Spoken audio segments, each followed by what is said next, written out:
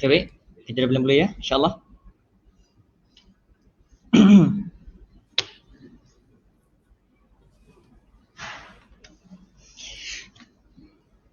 Baik, bismillahirrahmanirrahim. Assalamualaikum warahmatullahi wabarakatuh dan selamat malam. Kita mulakan program kita pada malam yang berbahagia ini dengan bacaan Ummul Kitab Al-Fatihah. Bismillahirrahmanirrahim. Alhamdulillah. Iyyaka na'budu wa iyyaka nasta'in. Ihdinas siratal mustaqim. Siratal ladzina an'amta 'alaihim ghairil maghdubi 'alaihim waladdallin. Bismillahirrahmanirrahim. Alhamdulillahirabbil alamin wassalatu wassalamu ala asyrafil anbiya'i wal mursalin wa ala alihi wa ashabihi ajma'in. Subhanaka la ilma lana illa ma 'allamtana innaka antal alimul hakim wa tub 'alaina maulana innaka tawwabur rahim. Rabbi shrah li sadri wa yassir li amri wahlul 'uqdatam min lisani yafqahu qawli. Amma ba'. Pertama-tamanya marilah kita bersama-sama merafakkan kesyukuran kepada Allah SWT dengan limpah dan izinnya. Allah rezekikan kita pada malam yang hening dan berbahagia ini untuk kita bersama-sama mengadakan program kita, meneruskan program siri kuliah tokoh Muslim, siri yang ke-7, Ilim, siri yang ke-7. Alhamdulillah, syukur kepada Allah SWT. Dan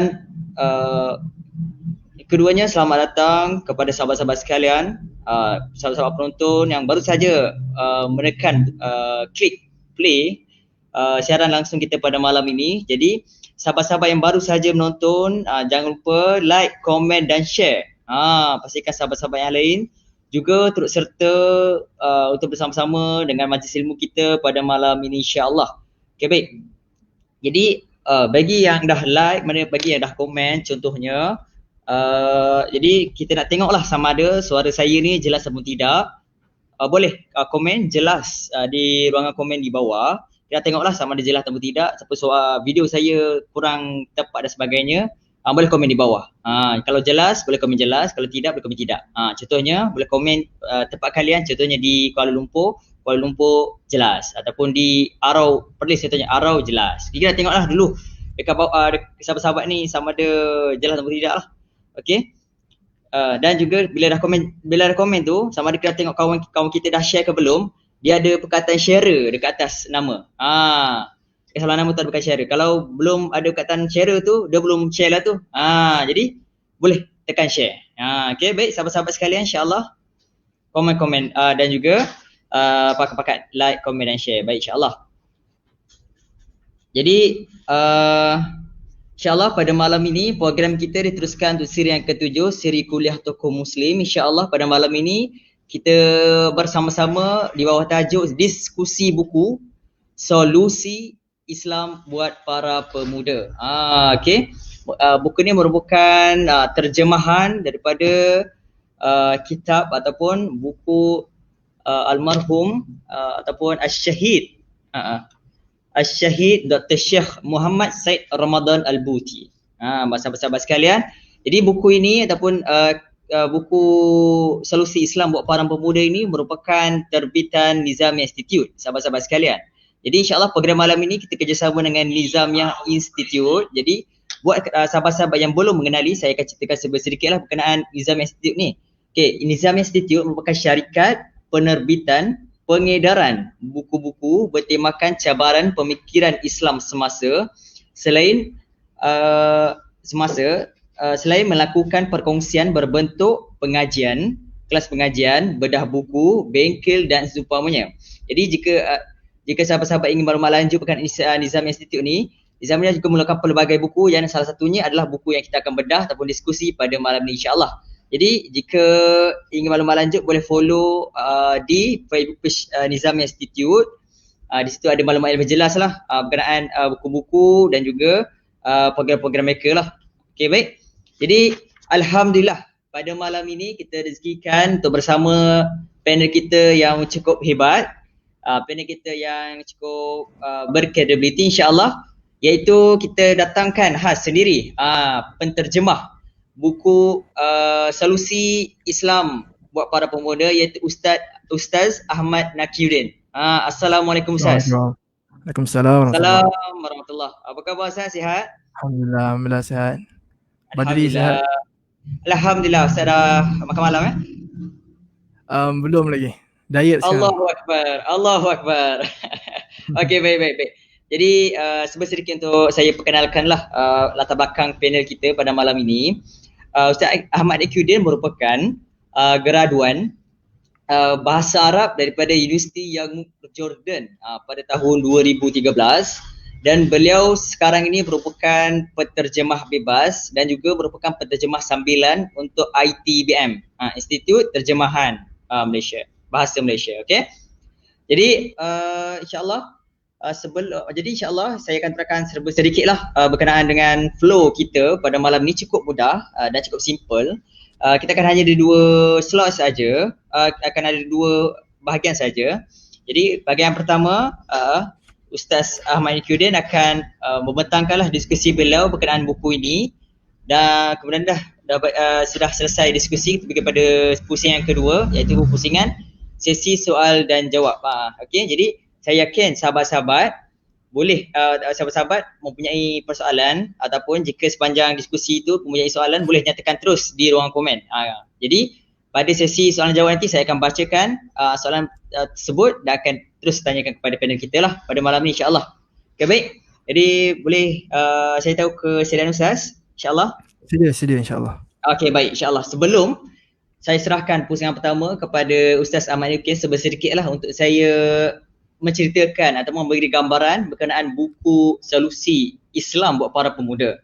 Okey, baik. Jadi buku Solusi Islam buat para pemuda ini asalnya berjudul Al-Islam wa Mushkilatus Syabab. Okey, karya Asy-Syahid Dr. Muhammad Said Ramadan Al-Buti. Jadi Allah yarham. Okey, jadi dalam buku ini terdapat 3 perkara utama yang ditonjolkan atau ditulis dalam buku ini, iaitu yang pertama berkenaan punca masalah dan juga terus dinyatakan adalah masalah-masalah belia ataupun pemuda, dan apa yang dah nyatakan masalah terus nyatakan solusi-solusi lah. Jadi memudahkan ataupun memberi gambaran kepada pemuda, inilah solusi yang perlu kita terapkan ataupun kita laksanakan, aplikasikan dalam hidup pemuda, insya-Allah, dan juga diselitkan berkenaan dengan pesanan-pesanan kepada ibu bapa. Okey, baik. Sahabat-sahabat sekalian, satu fakta yang mungkin kita cak anak ataupun tidak, mungkin perkara ini tidak dijangka dan kita pun tak jangka benda ni berlaku. Jadi pada malam ini merupakan 9 Jabadil Awal 1440 Hijrah, dan ikutkan jangkau 9 Jabadil Awal ini juga ialah ulang tahun ataupun memasuki haul yang ke-8 kewafatan Syekh Muhammad Ramadan Al-Buti. Jadi jadi sama-sama kita doa, sama kita baca Al-Fatihah buat beliau, insya-Allah. Al-Fatihah. Bismillahirrahmanirrahim. Ya alamin arrahmanirrahim. Maliki yaumiddin. Iyyaka na'budu wa iyyaka nasta'in. Ihdinas siratal mustaqim. Siratal ladzina an'amta 'alaihim ghairil maghdubi 'alaihim waladdallin. Okey, baik.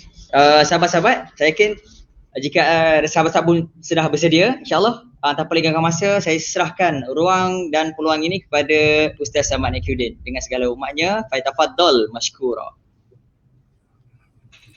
Okey, terima kasih saudara Badri. Bismillahirrahmanirrahim. Alhamdulillahirabbil alamin.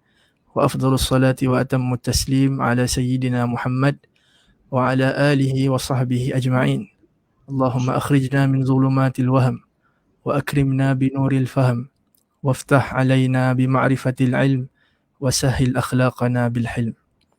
Amma ba'du, terima kasih sekali lagi saya ucapkan kepada pengerusi majlis saudara Badri, juga kepada Gamis yang sudi menjemput saya pada malam ini untuk sesi bedah buku yang baru saja diterbitkan dalam lebih kurang 1 minggu yang lalu. Buku ini Solusi Islam buat para pemuda. Buku ini baru saja 1 minggu tempohnya diterbitkan oleh Nizamiyah. Jadi bagi sesiapa yang belum dapatkan buku ini, bolehlah dapatkan dengan Nizamiyah, insya-Allah. Harganya tidak semahal ilmu yang ada dalam buku tersebut. Saya sebenarnya amat terkejutlah kan bila saya tengok biografi Syekh Al-Buti, yang mana bila saya tengok tarikh syahid Maulana Syekh As-Sa'id, Syekh Al-Syahid biiznillah, Syekh Muhammad Sa'id Ramadan Al-Buti, tarikh dia syahid, tarikh dia meninggal adalah pada 9 Jamadil Awal, pada tahun hijrah lah, 1432. Jadi malam ini kita berada pada malam 9 Jamadil Awal juga. Mungkin ini kebetulan yang tak disangka-sangka.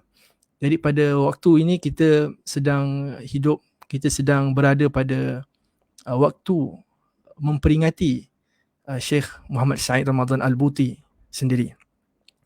Saya rasa ramai yang kenal Syekh Muhammad Sa'id Ramadan Al-Buti ni, dan ghaniyun 'anit ta'rif, orang Arab kata, orang yang dah dikenali ni tak perlu kita perkenalkan lagi. Tetapi saya juga rasa ramai yang tak kenal. Mungkin bila kita sebut kepada orang awam lah, Syekh Al-Buti ni siapa kan? Bila kita tunjuk gambar buku ni gambar siapa? Diorang tanya, diorang masih bertanya. Jadi Syekh Al-Buti ni mungkin ma'ruf bagi talabatul ilm, bagi penuntut ilmu, bagi orang yang follow mungkin follow page Mutarjim Clips yang diterjemahkan oleh sahabat saya Ustaz Najmi, yang selalu buat subtitle sari kata bagi kata-kata dan ucapan Syekh Muhammad Sa'id Ramadan Al-Buti. Dan itu adalah ilmu yuntafa'un bih, ilmu yang Syekh akan dapat manfaat dengannya, dengan berkat usaha para murid-muridnya. Murid-murid ni bukan sahaja murid yang berjumpa ataupun duduk dalam majlis Syekh, tapi murid ni adalah murid yang faham manhaj Syekh dan menyebarkan idea dan ilmu Syekh. Itu sebenarnya adalah murid kepada Syekh Muhammad Sa'id Ramadan Al-Buti. Jadi pada malam ini kita hidup, kita sekarang berada dalam suasana memperingati syahidnya Syekh Muhammad Sa'id Ramadan Al-Buti. Sebelum kita pergi lebih jauh lagi, suka saya mainkan di sini satu klip video, Syekh Al-Buti, yang mana dia sendiri ulas di sini tentang pemuda, tentang syab, tentang golongan belia. Jadi video ni tak ada subtitle, mungkin Ustaz Najmi boleh buat subtitle. 4 minit. Jadi siapa yang tak faham bahasa Arab boleh sabar, lepas ni saya syarahkan sikit apa yang Syekh Buti sebutkan. Okay, kita sama-sama kita dengar.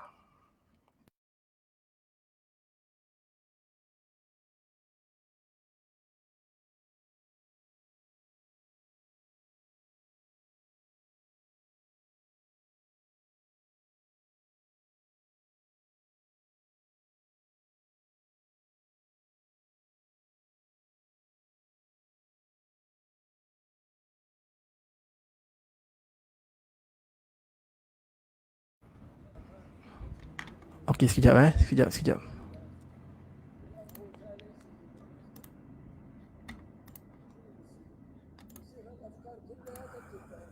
Kita betulkan balik.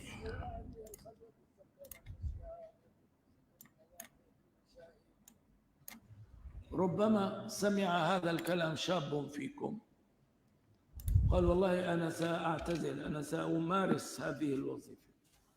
دخل غرفته وأغلق الباب على نفسه وجلس.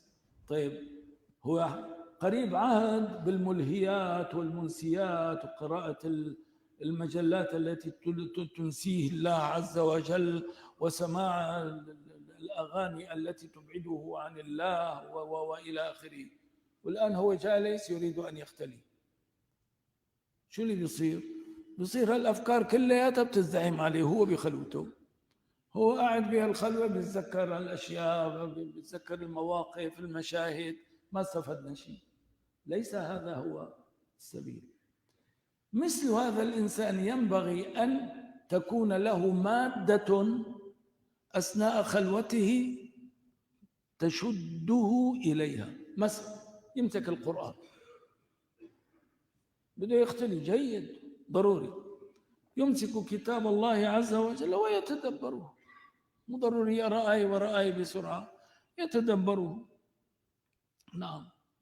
هل جزاء الإحسان إلا الإحسان فبأي آلاء ربكما تكذب. قف أمام هذه الآية، شوف شو بيقول لك رب العالمين: يا عبدي أحسن إلي أحسن إليك. أنا أحسنت إليك، هل لا أحسنت أنت أيضا إلي؟ لك مو جزاء الإحسان الهابط إليك مني أن أتلقى إحسانا صاعدا منك إلي. والله إيه والله يا رب، والله أنا مقصر. بتتابع كلام الله سبحانه وتعالى وأنت في خلوتك، أو تقرأ شيئا آخر، طائفة من أحاديث المصطفى صلى الله عليه وعلى آله وسلم التي تشدك من خيالات الدنيا وضجيجها. صحيح أنت فررت من الضجيج، لكن خيالات الضجيج تملأ رأسك. أنا أتكلم عن شاب حديث العهد بالمجتمع الدنيوي وما إلى ذلك. أينما ذهب الضجيج يلاحق فكره، أصداء المجتمع الذي كان فيه يلاحقه.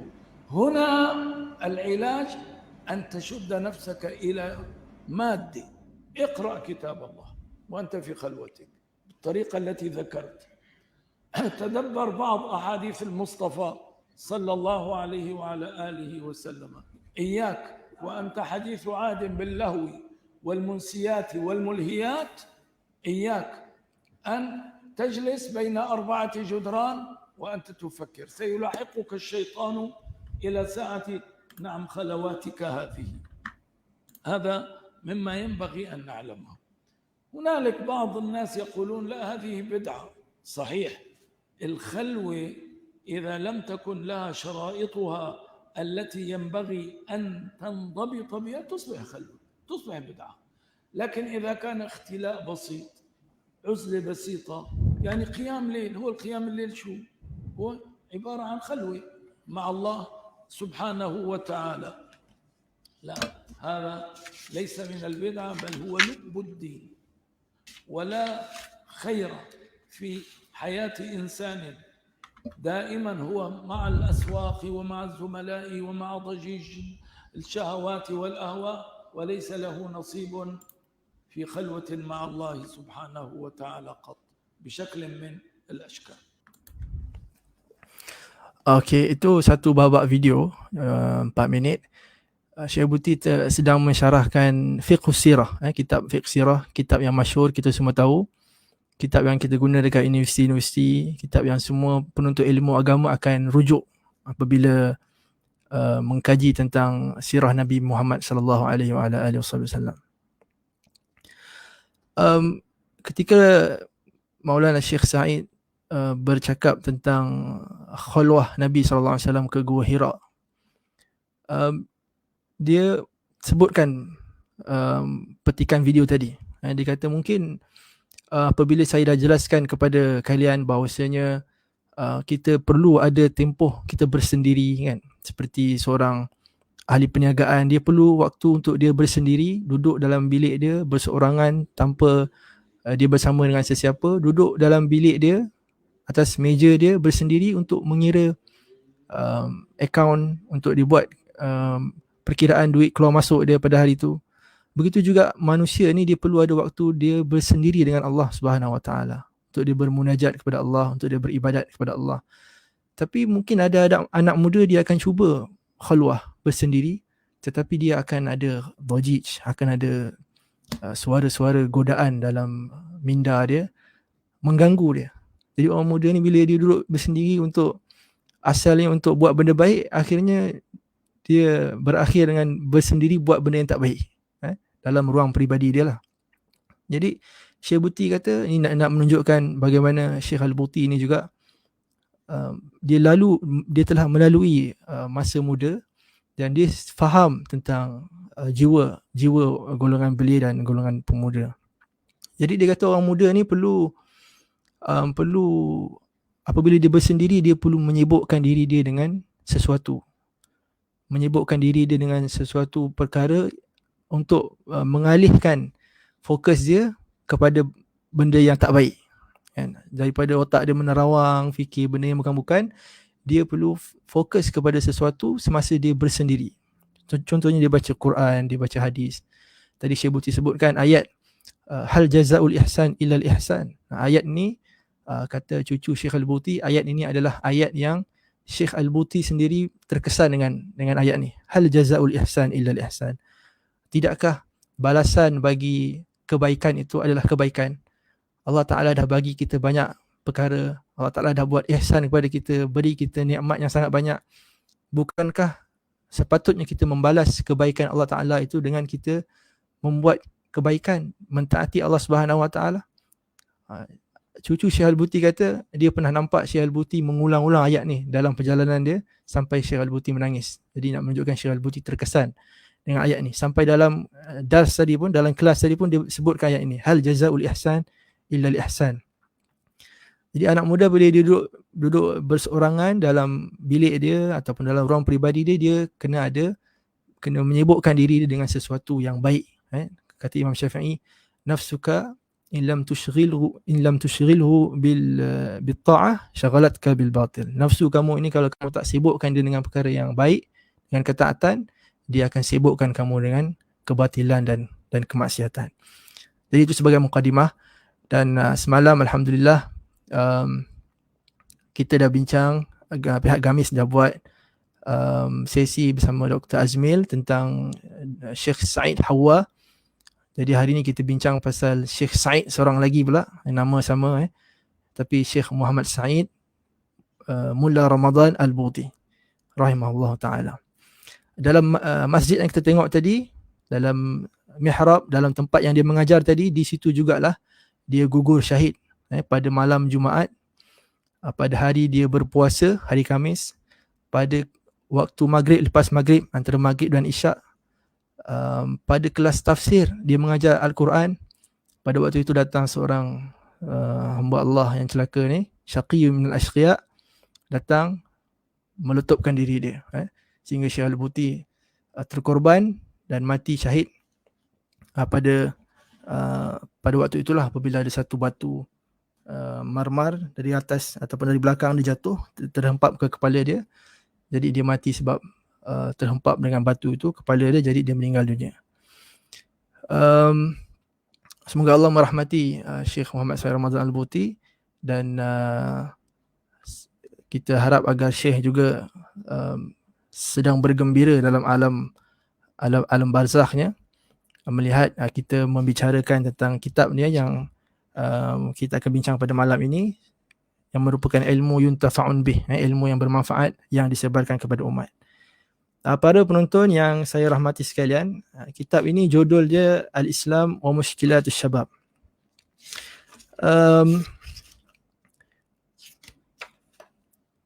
Tajuk terjemahan dia solusi Islam buat para pemuda. Jadi Syekh Al-Buti dalam muqaddimah buku ni dia sebut buku ini dia tujukan kepada golongan belia yang inginkan perubahan untuk diri dia, sedar bahawasanya dirinya itu sedang menghadapi masalah dan ingin mengubah.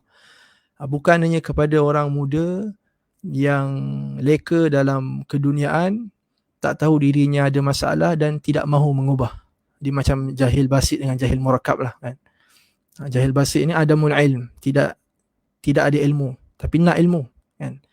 Tapi jahil murakkab ni adamul ilmi bil adami. Dia tak tahu yang dia tu tak tahu. Ada orang ni dia tahu diri dia bermasalah, dia nak perbaiki. Tapi ada orang ni tahu diri dia bermasalah tapi dia tak nak ubah, dia tak nak orang tegur dia. Jadi Syekh Buti kata buku aku ini aku tujukan kepada orang yang nak, orang yang mahukan kebaikan, orang yang mahukan perubahan untuk dirinya sendiri. Dan Syekh Buti sebutkan dalam permulaan mukadimah kitab ini sebuah hadis, hadis yang masyhur yang mana Nabi SAW sebut, sab'atun yuzilluhumullahu fi zillihi yawma la zilla illa zilluh. Pada hari kiamat nanti Allah Subhanahu Wa Taala akan menaungi 7 golongan hamba-Nya di bawah naungan arasy. Yang pertama adalah al-imamul adil, pemerintah yang adil. Yang kedua, Nabi sebut selepas pemerintah yang adil adalah syabun, adalah orang muda. Nasya'a fi ta'atillah, adalah orang muda yang membesar dalam keadaan dia mentaati Allah Subhanahu Wa Taala. Jadi orang muda yang membesar dalam keadaan baik ini, dalam mentaati Allah Subhanahu Wa Taala ini adalah suatu perkara yang diberi ganjaran oleh Allah, yang dijanjikan ganjaran oleh Nabi Muhammad sallallahu alaihi wasallam. Jadi benda ni adalah ujian. Jadi benda ni bukan benda yang mudah. Benda ni adalah benda yang payah dan mesti diusahakan. Mesti diusahakan untuk kita capai kedudukan tersebut. Nak jadi pemerintah yang adil itu bukan mudah. Nak jadi pemuda yang baik itu pun bukan mudah. Kerana pada waktu muda inilah kita ada banyak peluang untuk kita buat segala perkara yang bercanggah dengan tuntutan agama, sebab kita ada kehendak dan kita ada kuasa untuk kita buat semua benda tu. Tetapi bila kita dah tua, keinginan kita mungkin dah kendur sikit, kudrat kita pun mungkin dah tak ada. Jadi pada waktu tua itu, orang tua yang orang berumur yang taat kepada Allah itu mungkin normal, mungkin biasa. Tetapi yang luar biasa adalah orang muda yang taat kepada Allah Subhanahu Wa Taala. Dan yang luar biasa juga adalah orang berumur yang tak taat kepada Allah Subhanahu Wa Taala. Itu pun satu masalah besar juga, kerana ketuaan dia itu tidak menyedarkan dia.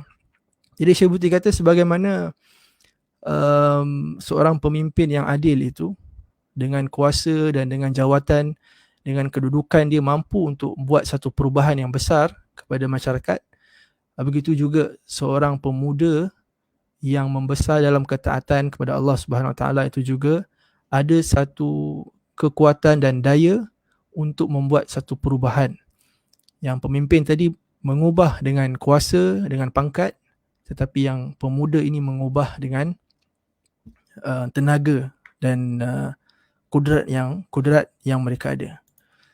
Dan Allah Subhanahu Wa Taala sebutkan dalam Quran tentang Nabi Ibrahim. Qalu sami'na fatan yadhkuruhum yuqalu lahu Ibrahim. Nabi Ibrahim ni pun Tuhan sifatkan sebagai seorang fatan, seorang fata, seorang pemuda. Dan dalam tafsir Ibnu Kathir, Ibnu Kathir menyebutkan riwayat daripada Ibnu Abbas yang mengatakan ma ba'athallahu nabiyyan illa syaban. Allah Ta'ala tidak mengutuskan seorang nabi melainkan nabi yang muda. Maknanya nabi yang ada kekuatan, nabi yang ada kemampuan untuk menyampaikan risalah, wahyu dan dakwah kepada umat. Jadi siapakah orang muda ni? Kena define dululah siapa orang muda kan. Jadi di Malaysia ni orang muda ataupun belia ni ditakrifkan sebelum tahun lepas, sebelum 2018 ataupun 2019, takrif pemuda di negara kita ni 18 sampai 40 jadi sampai 40 tahun tu boleh kira pemuda lagi lah kan. Tapi kalau ikut negara-negara lain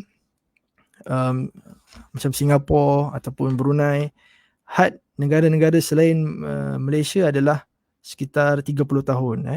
Kalau Brunei 15 sampai 25, Vietnam 15 sampai 35, Filipin sampai 30. Tapi Malaysia ni dia lain sikit pada waktu itu 15 hingga 40.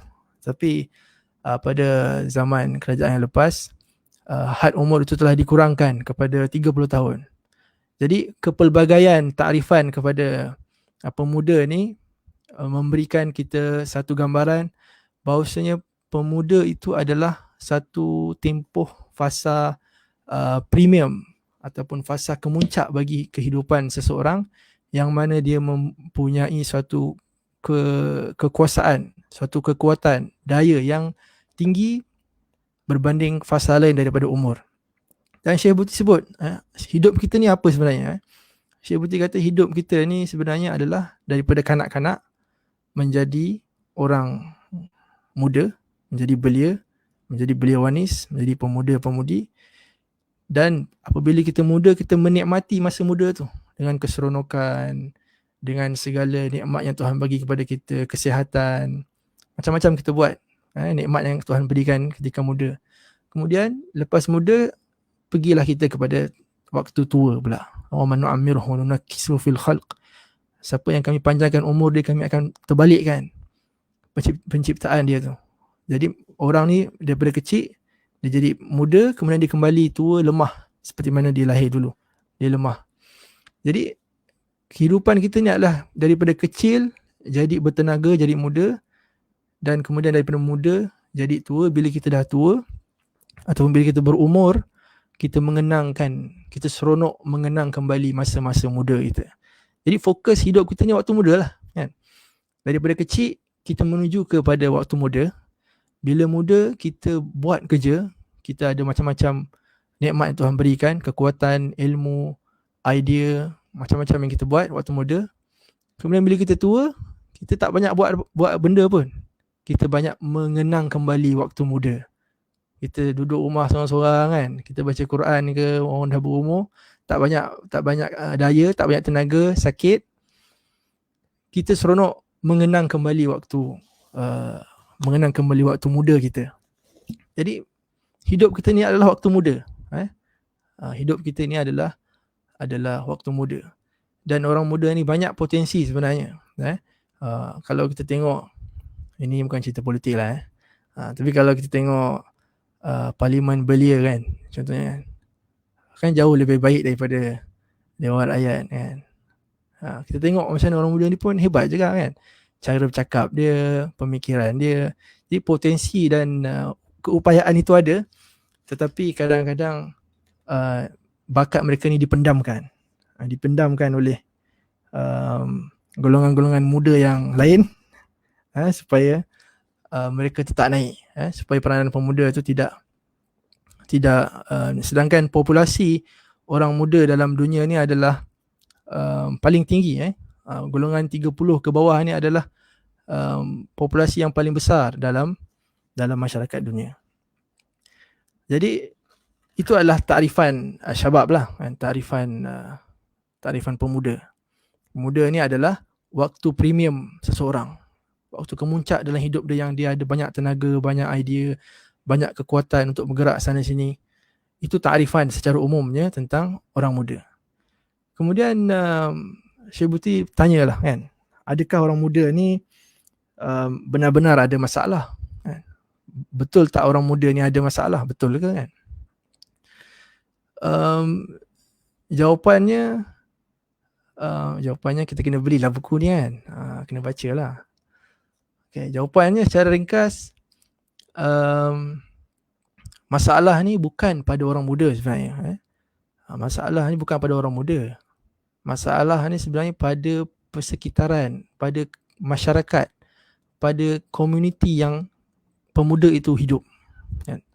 Sebab orang muda ni, kalau kita tengok budak-budak sekolah menengah ke, sekolah rendah ke, mereka menerima daripada masyarakat. Mereka menerima input, mereka menerima ilmu, mereka melihat dan mereka belajar daripada orang lain. Orang lain yang mengajar dia, dan mereka itu belajar pada peringkat awalnya.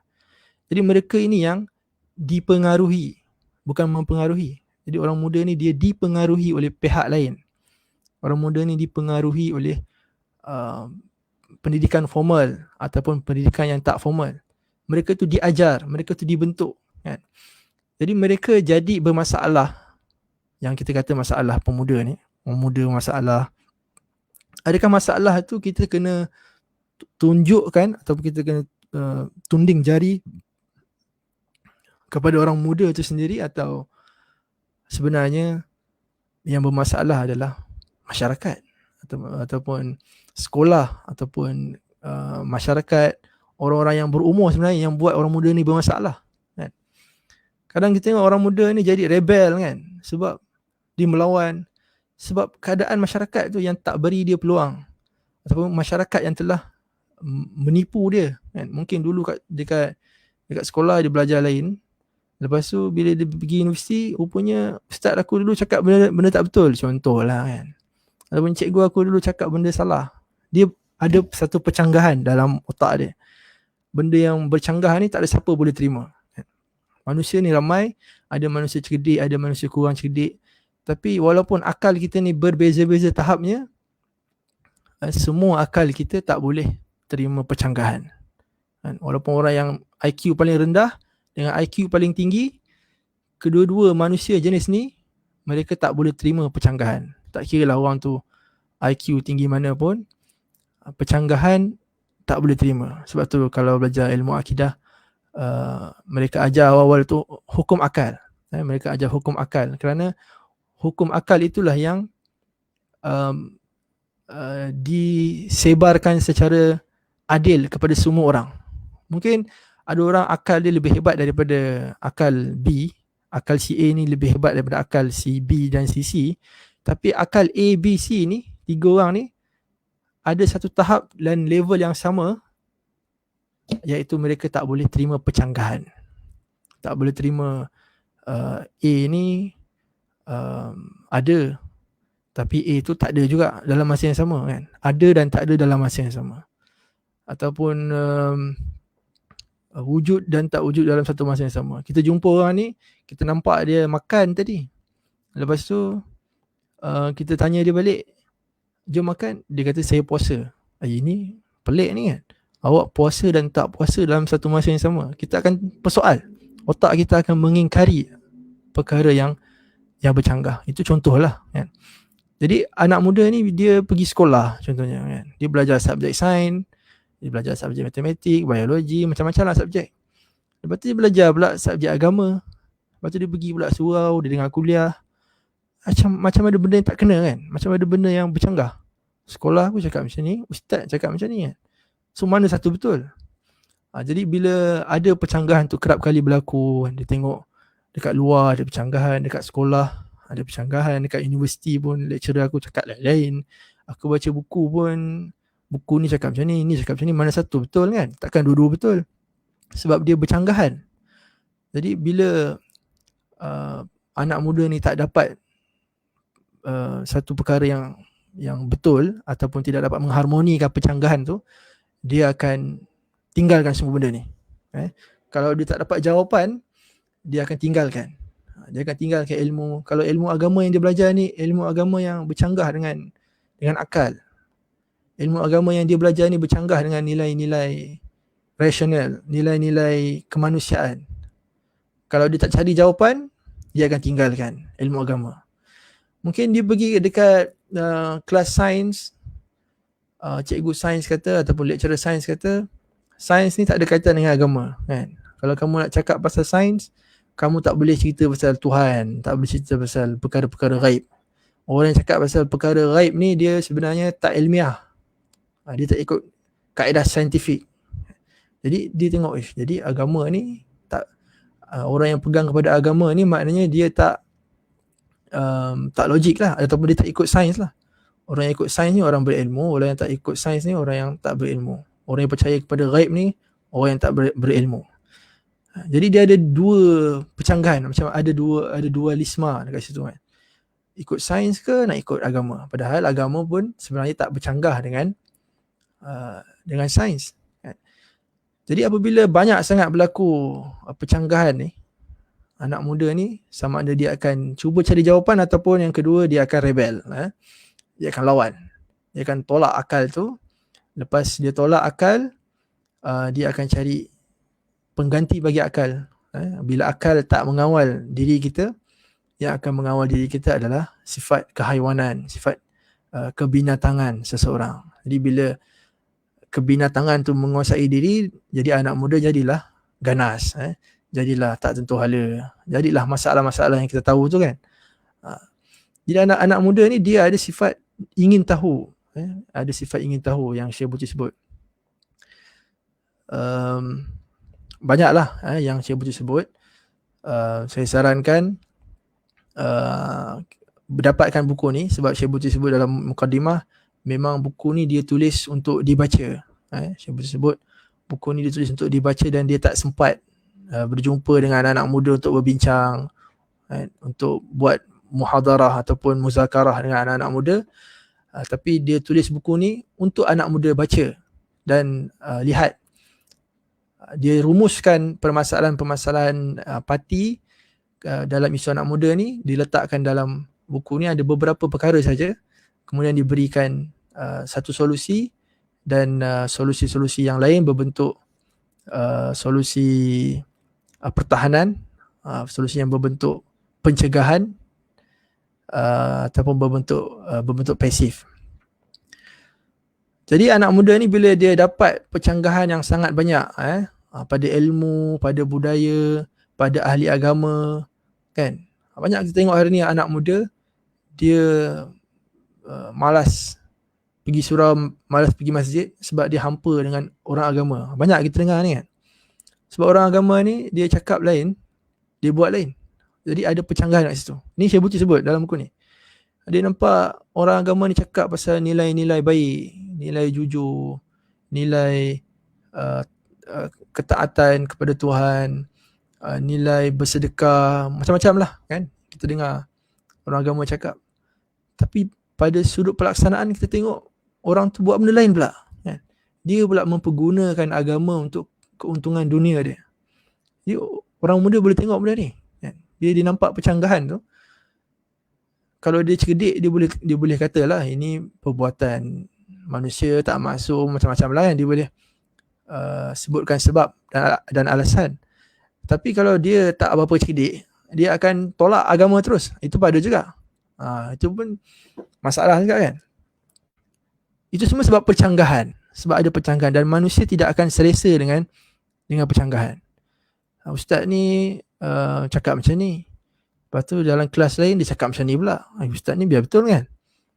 Dalam akidah cakap macam ni, dalam tasawuf cakap macam ni pula. Macam bercanggah pula. Contoh kan. Jadi sebarang bentuk percanggahan contradiction ni, percanggahan yang berbentuk kontradiksi ni, yang berbentuk isbat dengan nafi ni, yang ulama mantik sebut naqidain ni, la yastami'an wa la yaftariqan, dua perkara yang tidak berhimpun dan tidak terpisah ni.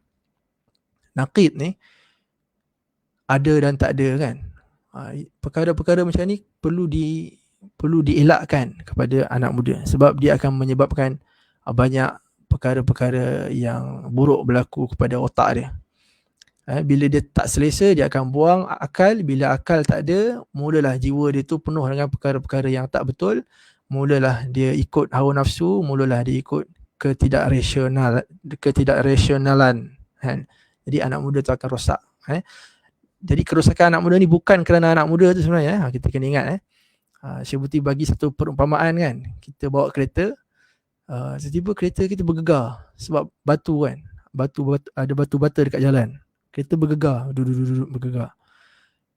Kita berturun turun kereta, kita pergi check enjin. Apa rosak enjin ni kan? Kereta aku bergegar. Jadi kita check enjin. Kereta rosak, kereta bergegar tadi sebab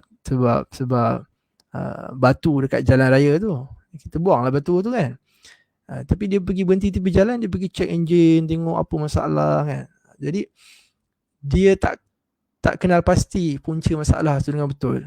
Dia duduk tuduh benda lain. Dia kata salah anak muda tu sendiri, salah anak muda. Anak muda ni dapat ilmu daripada masyarakat. Dia yang dihalakan ilmu tu kepada mereka. Mereka dapat input daripada masyarakat. Sebenarnya masyarakat tu yang harus dipersalahkan. Tapi Syekh Buti kata dia tengok orang ni, orang yang cakap pasal masalah pemuda, problem of youth ni, semua duk salahkan orang muda ni, hedonisme, pengaruh rakan sebaya, macam-macam masalah ni kan.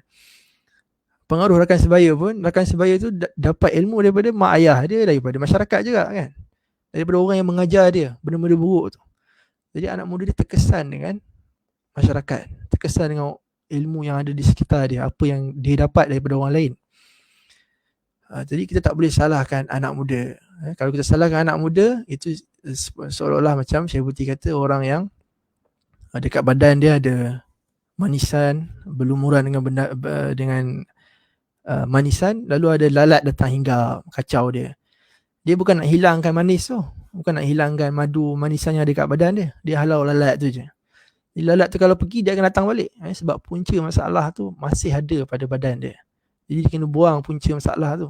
Bukan dia kaitkan benda yang tak berkaitan untuk menyelesaikan masalah. Jadi masalah tu takkan selesai sampai bila-bila. Allahumma salli ala Muhammad. Kemudian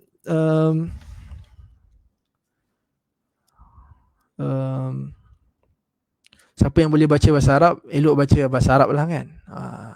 Buku ni saya terjemahkan kepada bahasa Melayu dengan ijtihad saya sendirilah, dengan laras bahasa yang mudah difahami untuk golongan sasaran orang awam.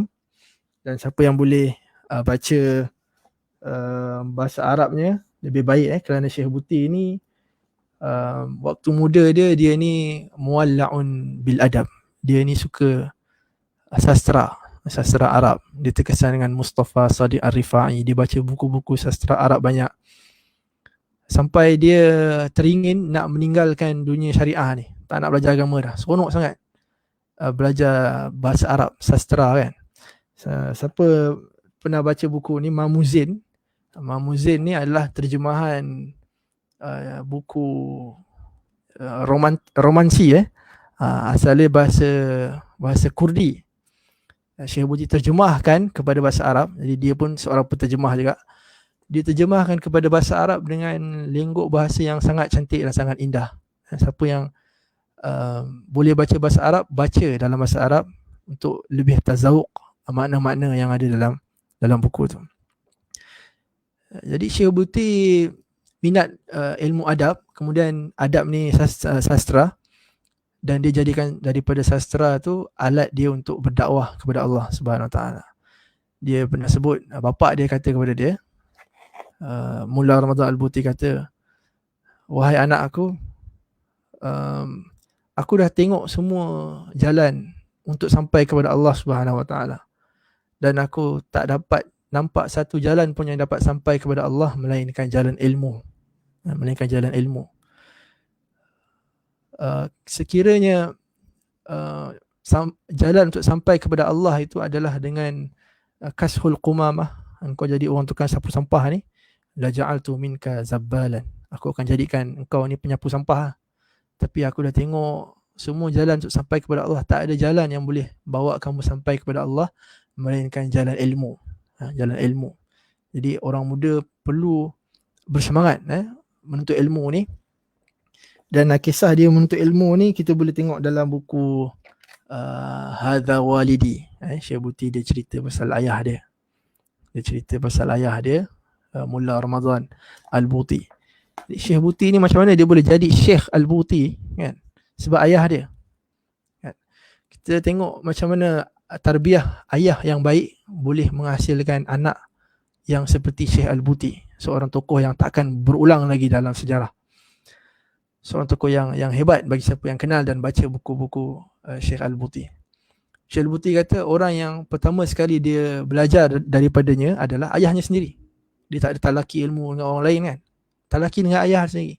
Ayah dia ajar ilmu-ilmu alat, ilmu nahwu, ilmu balaghah, mantik.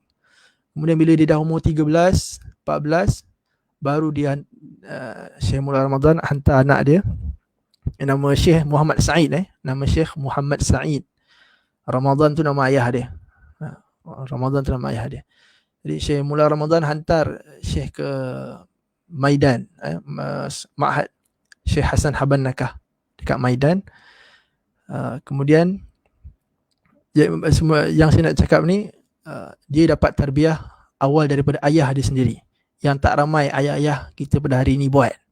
Sebenarnya tanggungjawab untuk mendidik anak ni sebenarnya atas bahu mak ayah. Sepatutnya begitulah. Dan sekiranya mak ayah tak mampu, kena hantar pergi sekolah. Amanah guru-guru pula. Dan Syekh Buti sebut bagaimana dia terkesan sangat dengan ayah dia ni, sebab dia tengok setiap malam kalau dia terjaga, dia terdengar tangisan suara ayah dia menangis-nangis qiyamul lail. Itu yang memberi kesan yang mendalam dalam hati dia. Sampai dia kagum dengan ayah dia, dia belajar dengan ayah dia, dia contohi ayah dia. Dan siapa yang follow kelas-kelas Syekh Al-Buti, kita boleh tengok yang macam 4 minit yang saya tayang tadi, ramai orang dengar syarahan dia dekat masjid tu. Orang berumur, orang muda, yang kecil, yang besar, pergi dengar syarahan Fiqhus Sirah dekat Jami'ul Iman, dekat Masjid Iman. Dan tengok macam mana Syekh Buti mengajar. Kadang-kadang dia boleh menangis. Serius. Dalam kelas dia tak ada gelak tawa kan. Tak ada lawak-lawak. sikit lawak-lawak. Serius, itu ulama-ulama yang sebenar dalam mentarbiah generasi dan umat pada masa ni. Dalam video tadi pun kita boleh tengok macam mana orang fokus duduk rapat-rapat, masjid tu penuh mendengar syarahan Syekh Muhammad Said Ramadan Al-Buti. Dan kalau kita nak cerita pasal Syekh ni banyak lah kan, panjang, dan kita try cuba fokus kepada buku ni jugalah kan. Tapi kalau saya cerita semua pasal buku ni, jadi korang tak belilah buku ni kan. Jadi tak untung lah pula Nizamiyah. Jadi kena beli, kena baca, dan saya takkan cerita semualah kan. Solusi tu pun saya akan cerita sikit-sikit je lah. Malam ni tujuan dia untuk teaser, untuk menggalakkan kita membaca. Untuk menggalakkan kita membaca dan mengenali lagi Syekh Muhammad Said Ramadan Al-Buti. Dan muka depan buku ni pun, kulit buku ni pun penerbit letakkan gambar Syekh ketika muda. Letakkan gambar Syekh ketika muda. Itu menunjukkan bahawasanya Syekh Muhammad Said Ramadan Al-Buti ni, dia sendiri pun telah melalui fasa muda, dan dia tahulah kan, apabila dia cakap pasal orang muda ni, dia pun tahu apa isi hati orang muda, apa perasaan orang muda, dan apa yang kita selalu fikir. Dia pun telah lalui fasa tu, dan dia kongsikan kepada kita apa masalah dan apa yang solusi yang sesuai untuk golongan anak muda ni. Kemudian Syekh Buti bawa satu isu, antara masalah yang dia sebutkan adalah masalah ilmu dan budaya. Masalah ilmu ni seperti yang saya sebut tadi lah. Ibu dia adalah percanggahan. Percanggahan. Masuk kelas ni dapat ilmu lain, pergi kelas ni dapat ilmu yang menidakkan ilmu yang first tadi. Percanggahan. Jadi orang muda ni kalau dia nak study untuk exam ni, dia hafal je lah. Hafal jawab pesa, lepas tu lupa lah kan. Ataupun dia akan cari jawapan. Dia akan hukumkan yang pertama salah, kedua betul. Ataupun yang ketiga macam saya cakap tadi, dia akan buang lah semua ni. Tak payahlah semua ni kan. Semua merepek je. Itu pun ada juga yang buat macam tu, ramai Dia tengok perbuatan ahli agama ni, dia tengok perbuatan Syekh Buti sebut dalam buku ni, golongan bangsawan ataupun ahli politik, cakap kita nak mempertahankan negara, kita nak buat kebaikan kepada negara, tapi tengok-tengok dia yang merosakkan negara. Ada dalam buku ni saya sebut kan, dia je yang merosakkan negara. Jadi anak muda jadi meluat kan, tengok benda ni macam mana ni kan. Banyak sangat percanggahan. Pada budaya pula, tengok kita ni ikut budaya barat, banyak sangat ikut budaya barat, tapi kemajuan kita tak pula macam barat. Canggah kat situ. Kita punya pakaian, fashion ikut barat, tapi kemajuan ilmu pengetahuan tak macam barat pun kan. Mundur pula kat situ. Percanggahan lagi. Jadi banyak sangat percanggahan. Pagi, petang, siang, malam. Saya boleh sebut pasal bahasa Arab. Kita bangga-bangga bahasa Arab ni banyak vocabulary yang banyak. Tapi bila bincang pasal sastera, adab, ikut cara barat juga. Ada syairul hur lah, ada syair yang pelik-pelik lah. Istilah-istilah pun ambil istilah barat juga. Canggah lagi kan. Jadi bila berlaku banyak sangat percanggahan ni, anak muda akan letih. Akan letih, dan dia akan daripada benda tu dia akan timbul masalah dalam jiwa dia. Masalah tu akan melarat lah, akan semakin melarat kalau tidak diberikan solusi yang baik. Dan Syekh Buti dalam buku ni macam buku-buku yang lain, seperti buku-buku lain yang telah ataupun siapa yang rajin baca buku Syekh Al-Buti, apabila dia cakap pasal soal-soal ni, dia akan berikan masalah, kemudian dia akan berikan langkah untuk menyelesaikan masalah tu. Yang ni takhliyah dengan tahliyah lah kan. Dia akan sebutkan masalah, kenal masalah, kemudian baru kita cari penyelesaian bagi masalah tersebut. Kemudian antara perkara yang saya Buti sebut lagi dalam buku ni, tadi kita sebut mak ayah yang bermasalah kan. Anak yang bermasalah, sekarang ni mak ayah yang bermasalah kan. Ada mak ayah ni dia yang buatkan anak jadi masalah. Mak ayah ni hidup dia banyak isu efek ke anak. mak ayah ni tak jadi contoh yang baik kan. Sedangkan agama kata kamu bantulah anak-anak kamu untuk buat baik kepada kamu.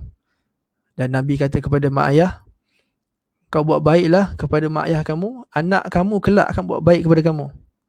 Kan? Birru aba'akum tabarrukum abna'akum. Kamu buat baiklah kepada mak ayah kamu, dan anak kamu kalau nampak tu dia akan contohi. Kamu pula kelak bila kamu tua, anak kamu akan buat baik kepada kamu. Ini mak ayah kena ingat baik-baik. Mak ayah kena ingat baik-baik. Anak-anak ni sebenarnya dia rosak, dia jadi tak suka dekat family dia, ataupun dia masuk rumah terus berkurung diri dalam bilik kan, tak ambil tahu isu dalam rumah, tak ambil tahu isu dalam keluarga yang saya sebut dalam buku ni. Itu sebenarnya kita kena reflect pada diri mak ayah tu sendiri. Diri mak ayah ni sebenarnya banyak yang jadi punca kepada masalah anak muda tu sendiri. Sebab tu anak muda ni dia jadi melawan dengan mak ayah sebab itulah kan. Dia nampak pecanggahan pada mak ayah dia ni. Kemudian dia baca Quran pula, Tuhan suruh buat baik dekat mak ayah. Lagi dia bercanggah dengan otak dia kan. Mak ayah aku tidak menunjukkan sifat keibuan dan keayahan kepada aku, tapi aku kena buat baik kepada dia. Dia jadi bercanggah. Jadi luar rumah bercanggah, dalam rumah bercanggah. Jadi hidup dia ni menderita dengan pecanggahan ni kan. Lepas tu bila dia hidup bermasalah, kita blame dia pula. Salah anak muda ni, masalah banyak. Padahal masyarakat, orang tua, astagfirullahalazim, orang berumur cakap tua ni sensitif pula. Orang berumur ni sebenarnya yang buat anak muda ni jadi tak tentu hala kan. Antara sikap ibu bapa yang ditegur oleh Syekh Buti adalah ibu bapa yang anak baik dah, anak bagus, nak beragama kan, tapi mak ayah tak suka pula anak dia jadi baik. Ini pelik pula kan. Ada mak ayah ni komplain anak tak baik, itu normal lah, selalu ada. Tapi ada mak ayah, anak nak jadi baik, anak minat mengaji, anak minat nak pergi sekolah pondok ke, anak minat nak mendalami ilmu agama, baca Quran, qiyamul lail. Tapi ada mak ayah pula yang pelik ni, dia tak suka pula anak jadi macam tu. Ada mak ayah ni dia tak nak anak dia jadi Islami kan, tak ada masa depan. Jadi dalam buku yang lain Syekh Buti sebut, orang kata kat Syekh Buti, kamu ni belajar agama nanti dah besar jadi cuci mayat lah kan. Cuci mayat jadi imam jenazah, imam solat jenazah, macam tu je lah kan. Jadi ada mak ayah yang fikir macam ni kan. Ada mak ayah yang fikir macam ni, anak aku ni belajar agama nak jadi apa kan, tak payah belajar agama. Jadi bila anak dia belajar agama tu jadi satu nilai yang tak baik bagi mak ayah tu, sampai sanggup dia tak bagi duit belanja kan. Anak-anak dia yang tak belajar agama, dia bagi duit belanja supaya nak menggalakkan anak dia yang belajar agama tu tak payah belajar agama. Ada juga mak ayah yang macam ni. Jadi orang macam ni Syekh Buti tegur lah kan. Mak ayah yang macam ni Syekh Buti bagi nasihat yang panjang. Dalam akhir buku ni Syekh Buti bagi nasihat yang sangat panjang. Kemudian antara solusi yang Syekh Buti sebut, anak muda ni perlu hidup dalam rumah yang lurus, rumah yang tak ada pecanggahan. Jadi mak ayah dalam rumah ni jangan biar anak ni nampak pecanggahan. Jaga anak betul-betul bila dia membesar dalam rumah. Esok bila dia dah keluar rumah, dia tengok ada benda-benda tak betul di luar rumah, dia akan boleh tahan sebab ilmu yang dia dah dapat daripada mak ayah. Mak ayah dah ajar kepada anak dia nilai-nilai yang betul dalam rumah. Jadi bila dia keluar daripada rumah, dia akan pegang dengan prinsip dan nilai itu. Apa saja yang dia dapat daripada luar rumah yang bercanggah dengan nilai-nilai agama atau bercanggah dengan nilai-nilai kebaikan, dia akan tolak. Sebab mak ayah dah sediakan rumah yang baik. Rumah yang baik ni bukan rumah yang besar, rumah yang selesa, tak. Rumah yang seronok hidup, rumah yang tak ada pecanggahan, rumah yang hubungan baik antara mak ayah dan anak. Itu rumah yang bahagia, rumah yang baik bagi seorang anak. Tapi Syekh Buti kata, aku kasihan kepada seorang anak muda yang duduk dalam rumah yang dia jadi pening kepala duduk dalam rumah tu. Dia jadi pening kepala, aku nak ikut Tuhan ke aku nak ikut mak ayah aku? Pening kepala. Aku nak patuh kepada mak aku ke aku nak patuh kepada Allah SWT? Ini satu ujian, satu ujian yang besar untuk anak muda. Jadi setiap daripada kita ni ada ujian lah kan. Ada orang yang dapat mak ayah yang baik, beri ilmu yang berguna untuk kita dari kecil sampai kita keluar daripada rumah, kita berdikari. Tapi ada orang ni dari kecil dia dapat pengalaman yang tak baik daripada mak ayah kan. Macam-macam lah kita dengar kan kisah-kisah ibu ayah buat kepada anak waktu dia muda, waktu dia kecil. Kita boleh tahu, kita tahu semua ni, saya tak payah sebut. Dan benda tu beri efek kepada anak. Anak tu pula akan fikir macam mana aku nak buat baik kepada ayah kan. Tapi Syekh Buti sebut pada akhir buku ni, wahai anak muda, apa-apa pun kamu kena sabar, S-A-B-A-R. Kamu kena sabar. Kalau kamu nak berubah, kalau kamu nak kebaikan, kamu ambil solusi yang aku beri ni dan kamu kena bersabar, Syekh Buti kata. Dan Syekh Buti sebut lepas tu, aku tahu akan ada orang yang tak suka dengan perkataan sabar ni kan. Sabar kan. Penat dah sabar ni ustaz kan. Sampai bila nak sabar? Jadi Syekh Buti beri satu perumpamaan. Syekh Buti kata, kalau kamu kata kamu tak boleh sabar, sebenarnya kamu tak naklah benda tu. Kalau kamu kata kamu tak boleh sabar untuk dapatkan sesuatu, sebenarnya kamu kata kamu tak nak benda tu. Senang je. Syekh Buti kata dia pernah satu hari dia pergi luar negara kan. Dia pergi luar negara untuk kerja dakwah lah. Lalu dia masuk dalam satu kereta ni dengan orang Arab juga daripada Syria. Dia pun sembang, anak-anak muda lah yang pergi ke negara barat untuk kerja.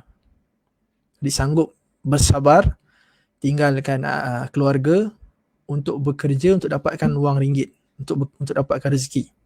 Sabar untuk dapatkan duit. Lalu orang dalam kereta tu beritahu kepada Syekh, kami berhijrah ke sini untuk cari rezeki sebab dekat tempat kami tak dapat income yang sebanyak ni. Dia pun sebutlah jumlah duit tu.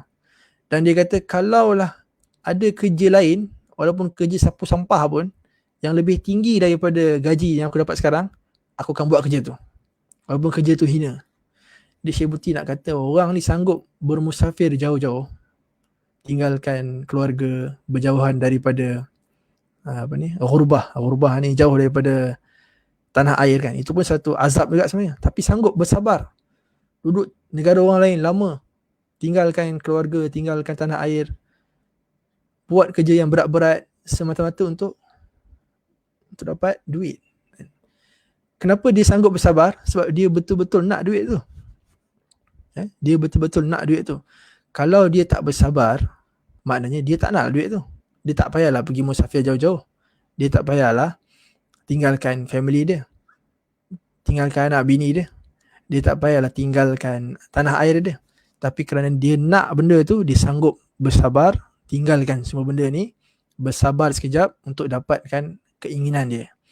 Jadi kalau kamu betul-betul nakkan keridaan Allah Subhanahu Wa Taala, kamu kena bersabar, Syekh Buti kata.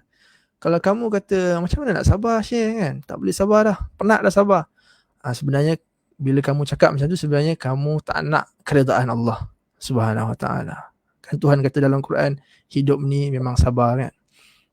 Wasta'inu bis-sabri was-salah. Kamu kena sabar. Jadi perkataan ni pun sebenarnya bila saya terjemah buku ni, saya pun tersentap jugalah kan. Tersentap. Syekh Buti pun banyak menyentap kita juga. Tapi sentap dengan cara yang ilmiah lah, cara yang betul lah. Bukan sentap tak tentu hala kan. Sentap dengan cara yang betul, cara yang mendidik kita. Jadi Syekh Buti sebut pada penghujung buku ni, poin dia, setelah kamu tahu solusi-solusi ini, kamu kena bersabar. Kamu kena bersabar dengan mak ayah kamu. Kamu kena bersabar untuk berubah. Kamu kena bersabar dengan dugaan-dugaan, godaan-godaan yang ada di sekitar kamu ni. Kamu kena sabar. Kalau kamu tak sabar, sebenarnya kamu tidak mahu keredaan Allah Subhanahu Wa Taala. Kalau kamu betul mahukan keredaan Allah Subhanahu Wa Taala, maka kamu harus bersabar. Wa man yattaqillaha yaj'al lahu makhraja. Syekh Buti sebutkan ayat-ayat bersabar ni. Wasta'inu bis-sabri was-salah. Man 'amila salihan min dzakarin aw untha wa huwa mu'minun falanuhyiyannahu hayatan thayyibah. Ayat-ayat yang mana menekankan aspek-aspek kesabaran. Dalam buku ni juga saya betul sebutlah kan, saya sebutlah satu point. Yang mana anak muda ni dia ada potensi banyak kan? Dia ada potensi untuk berniaga, untung banyak. Dia ada potensi untuk masuk dalam bidang-bidang yang dia minat dan sukses dalam bidang tu. Ada potensi banyak. Tapi masyarakat di sekeliling dia ni tidak menggalakkan potensi itu kepada dia. Tidak menggalakkan. Sebab tu bila ada orang yang sama umur dengan kita, ini bukan aku tahu mana-mana tempat contoh ni kan. Ada orang yang sama umur dengan kita dekat tempat lain, dekat negara lain, dia boleh capai benda yang lebih hebat daripada kita yang berada di negara lain, negara tak nak sebut Malaysia lah kan, di negara kita lah contohnya. Mungkin masyarakat tu memain peranan, keadaan sekitar tu memain peranan. Ada orang yang umur 25 dekat negara lain dah dapat kejayaan yang tinggi kan, mungkin dah dapat PhD, dah dapat macam-macam lah. Tapi tempat kita mungkin umur 25 ni tak tahu nak buat apa lagi contohnya. Jadi bakat tu tak dicongkil kan. Kemampuan tu tidak diterokai dengan baik. Ya, anak muda ni jadi pening, jadi tak tahu buat apa, duduk saja melepak kan. Jadi potensi tu tidak dicongkilkan. Kecuali dalam banyak-banyak potensi dan bakat anak muda ni, saya putih kata masyarakat hanya sibukkan anak muda dengan satu je, iaitu keinginan seksual. Keinginan seksual anak muda. Benda ni je yang difokuskan kepada anak muda. Jadi potensi-potensi lain anak muda ni semua jadi merodom kan. Mungkin saya putih sebut pasal wakil tempat dia lah kan. Mungkin betul juga kepada tempat kita. Jadi anak muda ni tak ada fikir benda lain lah. Dia fikir hanya untuk seronok. Dia fikir enjoy. Dia fikir perempuan. Dia fikir malam ni nak jumpa perempuan, malam ni nak tidur dengan perempuan. Ada saya putih sebut dalam buku ni. Jadi masyarakat hanya tumpukan kepada keinginan seksual anak muda tu. Tapi kebolehan-kebolehan lain anak muda tu dibiarkan. Jadi apa rasanya akan jadi kepada anak muda tu? Dia akan pergi kepada apa yang masyarakat halakan kepada dia. Apa landasan yang masyarakat letakkan kepada anak muda, itulah yang anak muda tu akan pergi. Ke arah itulah anak muda tu akan tuju. Jadi anak muda ni dia ada sifat ingin tahu kan. Dia ada sifat buat semua benda yang dia rasa dia nak buat. Jadi sepatutnya masyarakat berikan sifat keinginan tu, sifat ingin tahu tu kita kena beri. Kita kena sediakan kepada anak muda apa yang dia nak, supaya dia dapat capai keinginan dan matlamat hidup dia. Bukan hanya kita fokuskan kepada satu dua benda dalam hidup dia saja untuk enjoy tanpa dia fikir bahawasanya enjoy itu perlu datang dengan usaha juga. Keseronokan tu datang lepas kepenatan, lepas usaha, barulah kita dapat menikmati keseronokan hidup. Kalau ada soalan, mana ni Badri?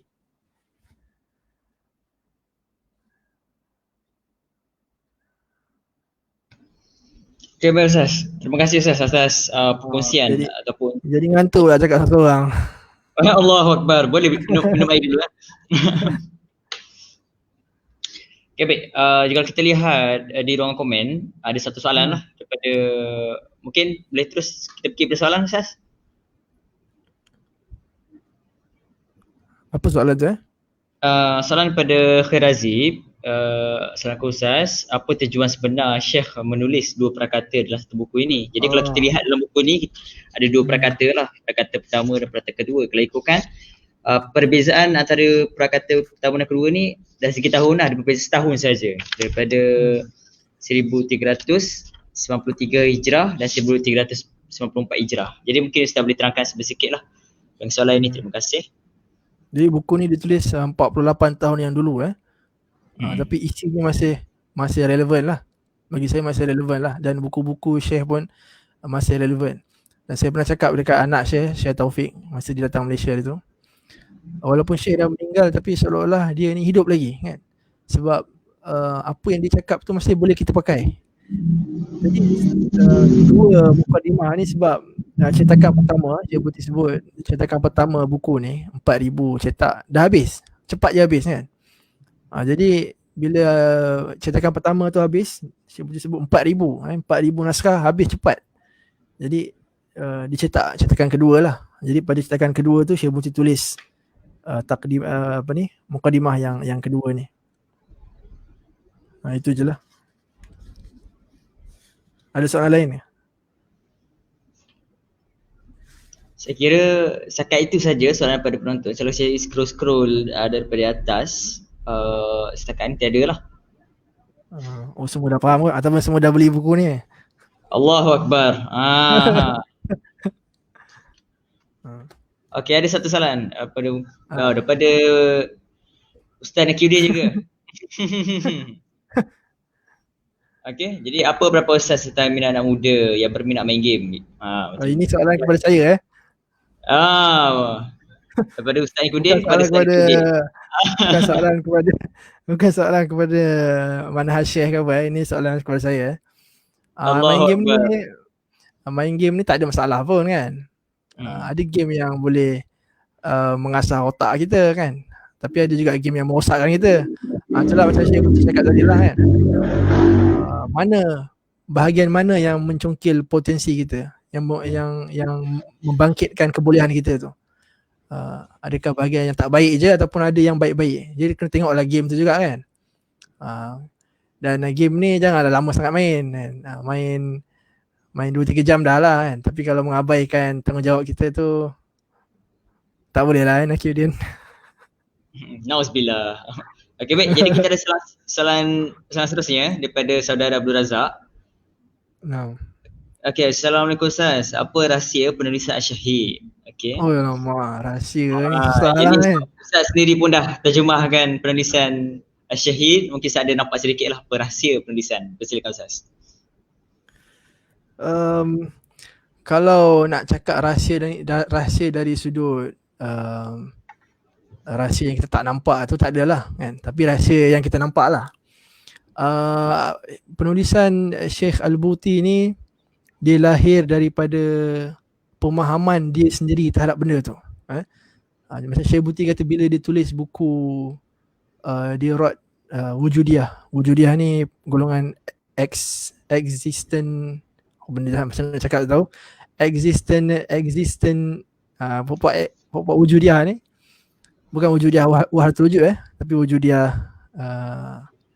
yang satu lagi tu. Syekh Buti kata buku tu saya dah hadam beberapa kali. Maknanya Syekh Buti bila dia tulis sesuatu dia dah faham. Sebab tu orang gelarkan dia Ghazaliul Asr, Ghazali zaman ini kan.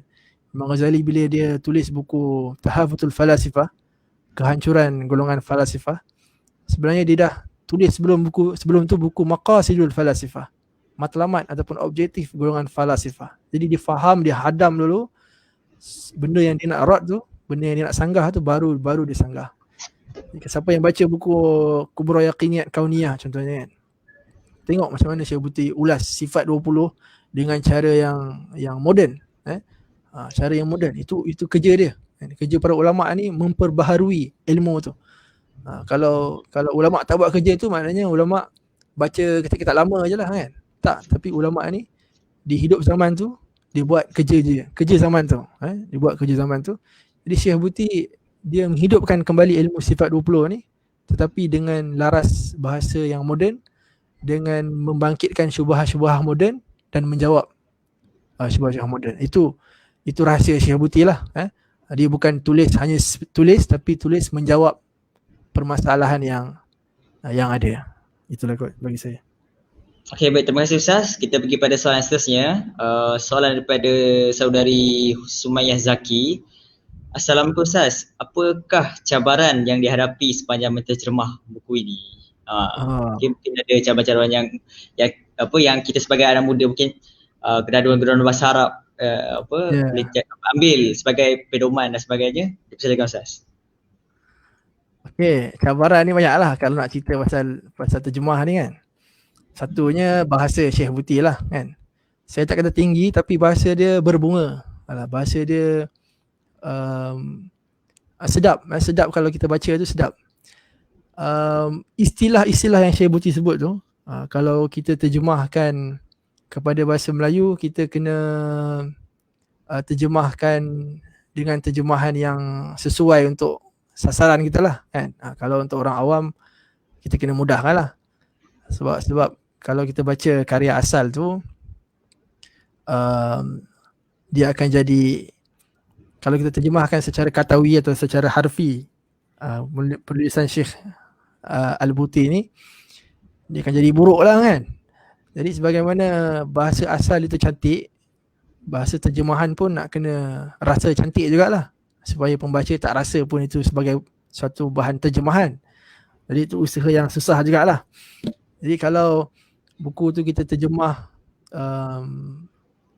dengan cara yang setia kepada bahasa asal tu, mungkin pembaca akan merana lah kan. Penterjemah seronok. Sebab kata Ustaz Azmi Ahmad kata penterjemah seronok, pembaca merana kan. Tapi kita nak pembaca seronok, penterjemah yang merana, itu susah sikit lah kan. Syekh Buti sebut istilah-istilah Neo-Darwinism, semua istilah-istilah yang Syekh Buti guna tu istilah-istilah yang ada padanan ni dalam bahasa kita kan. Jadi kita kena cari macam istilah Neo-Darwinism, Syekh Buti sebut Ad-Darwiniyah Al-Jadid, Ad-Darwiniyah Al-Jadidah. Kalau kita terjemah Darwinisme baru, dia jadi tak kenalah dengan istilah yang sedia ada kan. Kita sebut Neo-Darwinisme. Ataupun istilah, banyak Syekh Buti sebutkan istilah-istilah moden, teori evolusi yang berdasarkan kaedah ketegapan kan. Ketegapan ni, tahu tak apa maksud ketegapan? Tak tahu ini ada dalam bahasa Melayu lah. Tapi kalau ikut dalam bahasa Arab tu maksud dia al-baqa' lil aqwa, al-baqa' lil aslah. Pengekalan bagi yang lebih kuat. Orang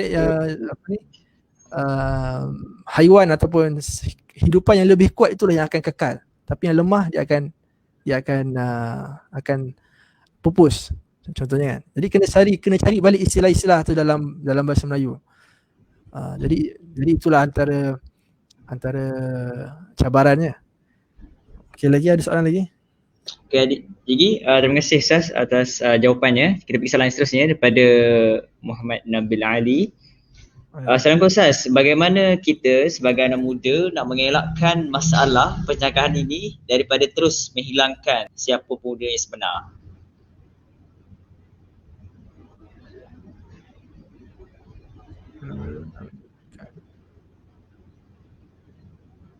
Daripada terus menghilangkan siapa pemuda yang sebenar. Cuba ulas sikit soalan ni. Okey, mungkin saudara Nabil Ali boleh ulaskan sedikit kan? Kita tak faham terma daripada menghilangkan siapa pemuda sebenar tu. Kita sebagai anak muda nak mengelakkan percanggahan ini. Mungkin dia nak tanya macam mana nak elakkan percanggahan ni lah. Ya betul. Saya boleh sebut lah, kita kena cari jawapan kepada soalan yang paling besar dalam hidup kita dulu. Kita tak payah sibuk kaji falsafah kan, bidang tokoh-tokoh falsafah yang macam-macam pelik-pelik ni kan. Kita jangan start kat situ. Kita kena start dengan perkara yang paling penting. Sebab ilmu ni dia peta ilmu. Dan ilmu ni takkan bercanggahan. Kalau ilmu sejarah itu betul, dia takkan bercanggah dengan ilmu fizik tu. Kalau ilmu fizik tu betul, dia takkan bercanggah dengan ilmu akidah contohnya. Dia saling sokong menyokong sebab kebenaran itu satu. Kebenaran itu datang daripada Tuhan yang benar, Maha benar. Jadi bila kebenaran itu satu, dia takkan saling bercanggah. Jadi soalan, benda yang pertama sekali kita kena cari sebenarnya adalah persoalan tentang kewujudan Tuhan. Syekh Buti kata, pertama sekali kita kena jawab persoalan tu. Dalam minda kita kena jawab persoalan tu. Tuhan ni wujud ke atau tak wujud? Itu kita kena cari jawapan yang tuntas. Setelah terbukti kepada kita Tuhan itu wujud, baru kita boleh pergi kepada benda-benda lain. Setelah ternyata kepada kita kebenaran bahawasanya Tuhan itu wujud, maka daripada hakikat yang besar itu kita gerak kepada ilmu yang lain. Sebab kalau tak, contohnya ada orang persoalkan isu tudung kan. Persoalkan macam-macam lah, isu zakat ke, isu tudung ke, kenapa kena pakai tudung kan. Sebenarnya dia bukan persoalkan sangat hukum hakam agama tu. Sebenarnya dia persoalkan Tuhan tu tak ada sebenarnya. Kita tanya dia balik, kamu percaya tak Tuhan tu ada kan? Kalau kamu percaya Tuhan tu ada dan Tuhan tu telah mengarahkan macam ni, Tuhan yang mencipta alam tu telah turunkan Quran, telah mengarahkan kita untuk buat macam ni. Jadi kita kena patuh. Jadi sebenarnya soalan yang pertama sekali kita kena jawab adalah tentang kewujudan Tuhan. Tentang kewujudan Tuhan. Persoalan yang paling asas kita kena tanya, daripada mana kita ni berasal dan apa kita buat dekat dunia ni sekarang dan ke mana kita akan pergi. Itu soalan pertama sekali kita kena jawab sebelum kita pergi kepada ilmu-ilmu lain. Kalau benda ni kita tak settle, kita belajarlah ilmu macam mana pun, kita akan semakin pening, kata Syekh Al-Buti kan. Contohnya orang belajar ilmu syariat Islam tapi tak beriman pun dengan Tuhan ataupun tak percaya tentang kewujudan Tuhan. Bila dia belajar pasal Nabi Muhammad, mulalah dia kata Muhammad ni ambil ilmu daripada Rom. Muhammad ni ambil ilmu daripada sistem Parsi. Dia mula cakap macam tu sebab dia tak percaya Tuhan. Bila dia tak percaya Tuhan, dia tak percaya Muhammad tu Nabi. Bila dia tak percaya Muhammad tu Nabi, dia tengok Nabi Muhammad ni bawa perkara-perkara yang hebat, dia mulalah kata syariat Nabi ni sebenarnya datang daripada Rom. Jadi semakin pening dia kan. Kalau dia tak mula daripada asas yang betul, jadi peta ilmu dia tu akan berselerak dan dia akan semakin pening dan takkan dapat jawapan. Wallahualam. Okay, terima kasih Ustaz untuk jawapan soalan tersebut. Jadi kita bagi soalan yang seterusnya daripada saudariku Aziza. Okey, Assalamualaikum Ustaz. Soalan saya, buku ini memfokuskan kepada anak muda yang tahu mereka berada dalam masalah dan mencari solusi. Jadi bagaimana kita membantu anak muda yang tidak tahu mereka bermasalah dan sudah dipengaruhi oleh ideologi barat? Okey. Jawapan Ustaz. Jadi kalau dia tak tahu yang dia tu bermasalah, kita kena tunjukkanlah dia ni bermasalah kan. Kalau dia terima dia bermasalah, sama ada dia nak betulkan diri dia ataupun dia tak nak betulkan diri dia. Kalau dia tak nak terima, dia tak nak betulkan diri dia, maka Syekh Buti kata tak ada harapan lah untuk orang ni kan. Orang ni tak payah baca lah buku aku, Syekh Buti kata. Tapi kalau dia dah mula sedar dan dia nak berubah, dia nak dapatkan solusi, dia akan baca buku ni. Sebab Syekh Buti kata aku tulis ni, aku pun hanya salah seorang daripada ramai orang yang menulis tentang isu pemuda, masalah anak muda. Jadi dia pun, Syekh Buti pun pada mukadimah dia kata dia ragulah kan. Aku pun tak tahulah sama ada tulisannya akan bermanfaat ataupun tidak. Sebab ramai dah yang tulis. Sebab tulisan ni hanya akan bermanfaat kalau kita mengamalkan isinya.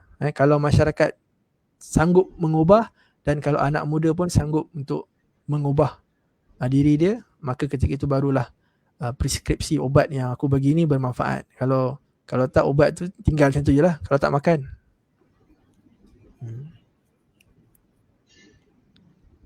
Okay, baik Ustaz. Jadi saya kira setakat itu saja soalannya. Sebelum tutup, nak play lagi satu video kan, kalau boleh.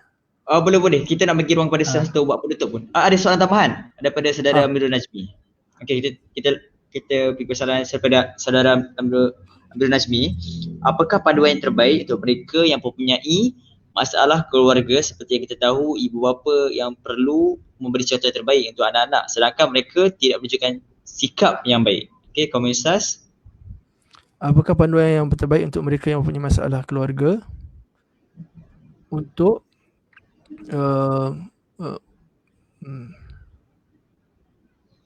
jadi orang yang ada masalah dengan ibu ayah ni, dia akan memberi kesan, dia akan memberi kesan kepada jiwa dia. Sama ada dia benci mak ayah dia, sama ada dia akan melawan mak ayah dia. Jiwa anak muda tu, dia kalau dia tak dapat keserasian, keharmonian pada otak dia, dia akan melawan. kan ramai kan orang muda melawan sekarang kan. Orang muda rebel kan. Sebab dia akan melawan kalau dia tak dapat benda yang masuk akal kat depan dia. Benda yang tak masuk akal dalam otak dia, dia akan lawan. Dia akan bangkit kan. Dia akan lawan tetap lawan. Dia akan lawan benda yang tak masuk akal dia. Jadi untuk selesaikan masalah ni sebenarnya ibu ayah lah kan. Dan anak tu dia mungkin akan capai tahap dia kembali normal pada umur yang lebih lanjut kan. Mungkin umur dia dah 20, 30 lebih kan, 40 ke. Umur dia macam tu baru dia akan mula maafkan mak ayah dia ke kan. Baru dia mula fikir mak ayah aku walaupun teruk tapi taklah seteruk orang lain kan. Lambat untuk dia sedar tentang perkara tu. Jadi mak ayah perlu sangat-sangat jaga sebab tu peranan mak ayah ni sangat-sangat ditekankan dalam Islam pun. Ibu ayah sebenarnya yang perlu jaga tarbiyah anak-anak ni supaya tidak menerawang, supaya tidak tersalah jalan kan. Ini yang Syekh Buti sebut dalam buku ni, komuniti kecil, sarang kecil, rumah mak ayah kena jaga. Bila anak ni keluar daripada rumah, dia akan pergi ke komuniti lain, komuniti kecil juga tapi komuniti luar. Kawan-kawan dia, kawan-kawan yang satu fikrah dengan dia, kawan-kawan yang mengaji dengan dia, guru mursyid dia contohnya kan. Sebab ada guru-guru yang memimpin dia. Jadi setiap kali dia keluar rumah, dia tengok percanggahan, dia akan balik kepada komuniti kecil dia rujuk balik. Percanggahan ni macam mana? Mana betul, mana yang salah? Ada guru yang betulkan dia. Ini betul, ni salah. Dia boleh bandingkan masyarakat yang salah dengan komuniti kecil dia yang buat benda betul. Jadi dia kena ada tu. Kena ada komuniti kecil dia, usrah dia kan. Usrah lah maksudnya. Kawan-kawan yang satu aliran, kawan-kawan yang kita jumpa, kita baca buku, kawan-kawan kita berbincang ilmu kan. Jadi kawan-kawan tu kita kena ada. Sebab kawan-kawan tu adalah komuniti kecil, saya boleh sebut. Komuniti kecil sebagai pertahanan pasif kita. Sebagai pertahanan pasif kita daripada segala bentuk percanggahan yang merosakkan anak muda. Wallahualam. Allahualam. Terima kasih Ustaz. Jadi kalau tak ada apa-apa lagi, kira setakat itu saja soalan pada sesi soalan jawab. Terima kasih sahabat-sahabat yang sudah bertanya.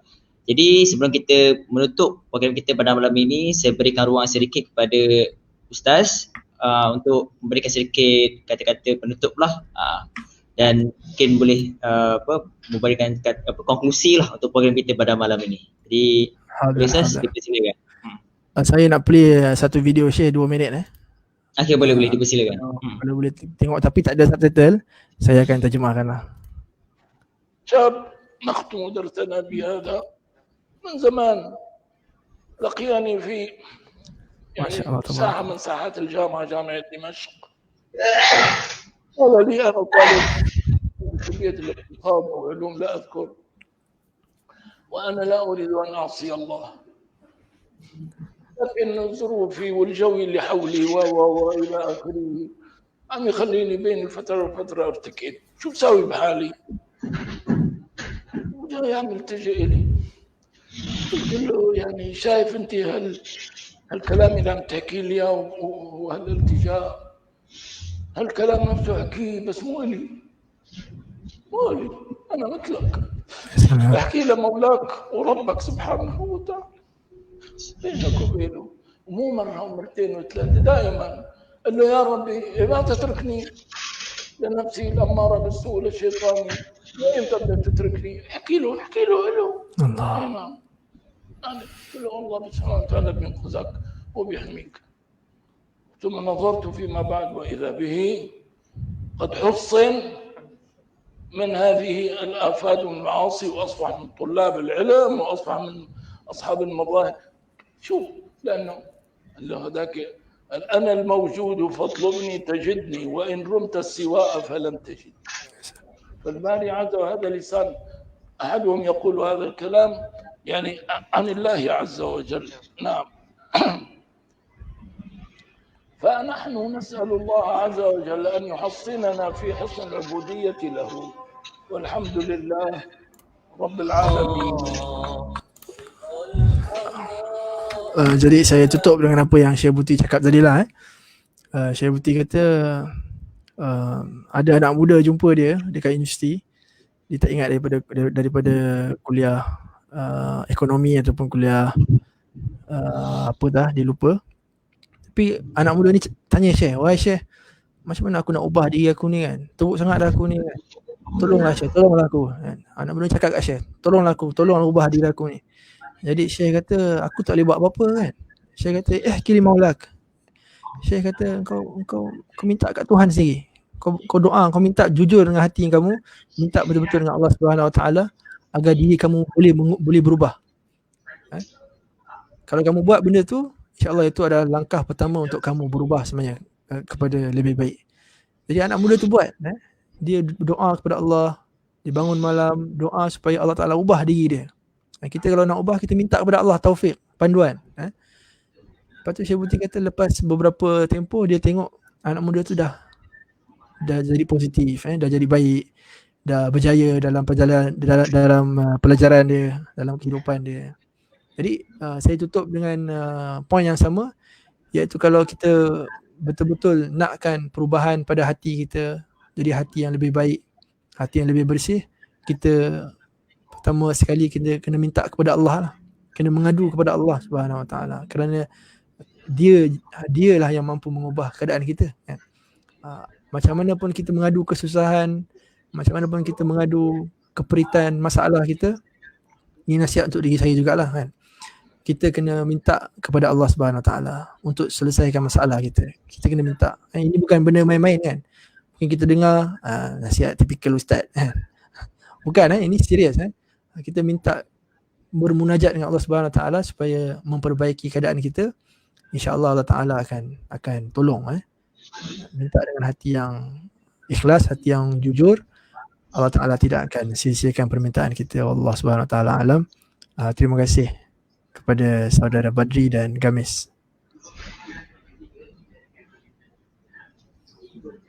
Okey, baik. Terima kasih juga kepada Ustaz Nakiuddin atas perkongsian daripada awal sehinggalah penutup tadi. Jadi saya kira banyaklah kata-kata mutiara kata yang disebutkan kepada kita semua sebagai anak muda belia, supaya kita dalam kita mendepani situasi semasa pada hari ini insya-Allah. Jadi terima kasih kepada Ustaz dan terima kasih kepada semua sahabat-sahabat yang menonton daripada awal juga sehingga ke penghujungnya. Terima kasih sekali lagi dan saya mewakili pihak penganjur memohon maaf atas segala masalah teknikal yang berlaku. InsyaAllah. Jadi buat sahabat-sahabat yang berminat untuk membeli buku solusi Islam buat para pemuda ini, boleh dapatkan di Facebook ataupun di Facebook Nizamiyah, ataupun tadi ada Ustaz Nakiuddin juga ada nyatakan di ruang komen, boleh cari semula di ruang komen. Boleh dapatkan buku ini. InsyaAllah sama-sama kita hadamkan dan kita ambil pedoman daripada setiap kata-kata Syekh Syahid Said Ramadan Al-Buti insyaAllah. Terima kasih. Jadi terima kasih sekali lagi, insyaAllah ada rezeki kita jumpa dalam masa. Dan esok hari untuk sahabat-sahabat sekalian, kita juga ada ilim yang terakhir insyaAllah, siri yang terakhir, siri tokoh Islam. Jadi kalau boleh untuk saya memberikan sedikit pemakluman lah kepada sahabat-sahabat sekalian. Siri kita, siri yang ke-8 pada hari ini, kita siri yang kedua sudah selesai untuk Syekh Said Ramadan Al-Buti. InsyaAllah pada esok hari insyaAllah sebentar ya sahabat-sahabat, kita ada siri yang ke-8 Dr. Burhanuddin Al-Hilmi, gagasan besar perjuangan Islam bersama Dr. Syakir. Jadi insyaAllah boleh kunci siap masa anda pukul 9. Jadi kita akan berjumpa pada esok hari insyaAllah, mungkin bersama dengan moderator yang berlainan insyaAllah. Jadi moga-moga siri kuliah tokoh Muslim ini dapat memberi manfaat kepada sahabat-sahabat sekalian insyaAllah. Jadi dengan itu saya akhiri kuliah ataupun diskusi buku kita, program kita pada malam ini dengan tasbih kafarah dan salatul as. Subhanallah, asyhadu an la ilaha illa anta, astaghfiruka wa atubu ilaik. Terima kasih semua. Assalamualaikum warahmatullahi wabarakatuh. Selamat malam. Waalaikumsalam warahmatullahi wabarakatuh.